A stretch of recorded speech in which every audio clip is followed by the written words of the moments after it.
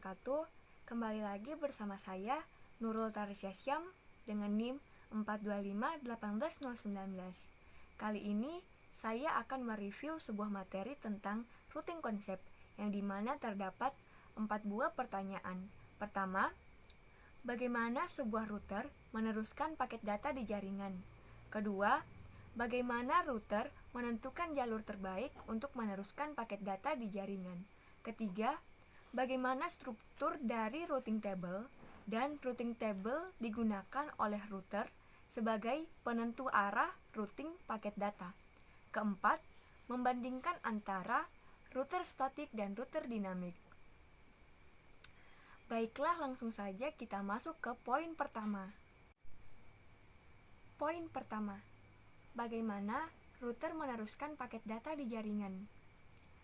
Router menerima paket IP dalam satu interface.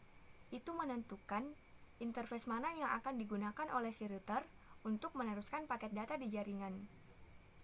Dari interface tersebut, router akan meneruskan paket dari satu router ke router yang lain melalui sebuah jaringan yang terhubung untuk mencapai tujuan akhir. Poin kedua, bagaimana router menentukan jalur terbaik untuk meneruskan paket data di jaringan. Router-router yang terhubung dalam sebuah jaringan turut serta dalam sebuah algoritma routing table untuk menentukan jalur terbaik dalam meneruskan paket data di jaringan. IP routing hanya menyediakan IP address dari next hop yang menurutnya lebih dekat dari host tujuan dan juga melihat netmask mana yang memiliki network paling banyak, maka itu akan digunakan untuk menentukan jalur atau rute yang terbaik. Poin ketiga, bagaimana struktur dari routing table dan routing table tersebut digunakan oleh router sebagai penentu arah routing pada paket data. Pertama, sumber rute berfungsi untuk mengidentifikasi bagaimana rute itu terpelajar. Kedua, jaringan utama berfungsi untuk mengidentifikasi alamat jaringan jarak jauh. Ketiga, jarak administratif berfungsi untuk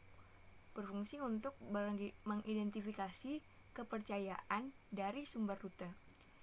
Nilai dari sumber rute yang paling rendah akan disukai untuk menentukan rutenya.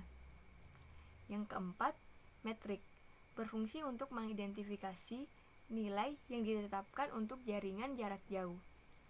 Nilai yang berada di paling rendah, rute yang dinilai akan disukai. Poin kelima, next hop.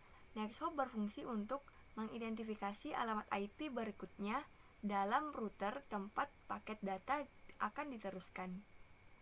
Poin keenam, rute timestamp berfungsi untuk mengidentifikasi berapa banyak waktu yang dimiliki berlalu sejak rute itu dipelajari atau dilakukan.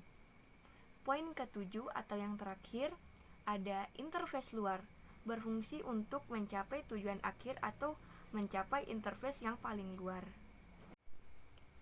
Poin keempat, membandingkan antara router statik dan router dinamik. Dalam membandingkan antara router statik dan router dinamik ini, kita perlu melihat 5 sisi untuk bisa membandingkan antara router statik dan router dinamik. Pertama, berdasarkan kompleksitas konfigurasi. Pada router statik meningkat dengan ukuran jaringan, sedangkan pada router dinamik tidak tergantung dengan ukuran jaringannya. Kedua, berdasarkan perubahan topologi sederhana. Pada router statik diperlukan interaksi administrator yang cocok untuk membuat topologi sederhana. Sedangkan pada router dinamik secara otomatis beradaptasi dengan perubahan topologinya. Ketiga, berdasarkan keamanan. Pada router statik, keamanannya menetap atau melekat, sedangkan pada router dinamik, keamanannya harus dikonfigurasi terlebih dahulu. Poin keempat, berdasarkan penggunaan sumber daya. Pada router statik, tidak diperlukan sumber daya tambahan, sedangkan pada router dinamik menggunakan CPU, memori, dan tautan bandwidth. pada sisi kelima atau perbandingan terakhir berdasarkan predikabilitas jalur. Pada router statik didefinisikan secara eksplisit oleh si admin, sedangkan pada router dinamik rutenya tergantung pada topologi dan protokol routing yang digunakan.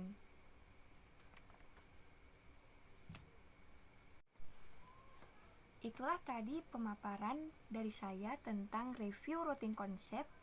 Mohon maaf apabila ada kekurangan dan tutur kata yang salah. Wassalamualaikum warahmatullahi wabarakatuh. See you in the next video. Selamat menunaikan ibadah puasa.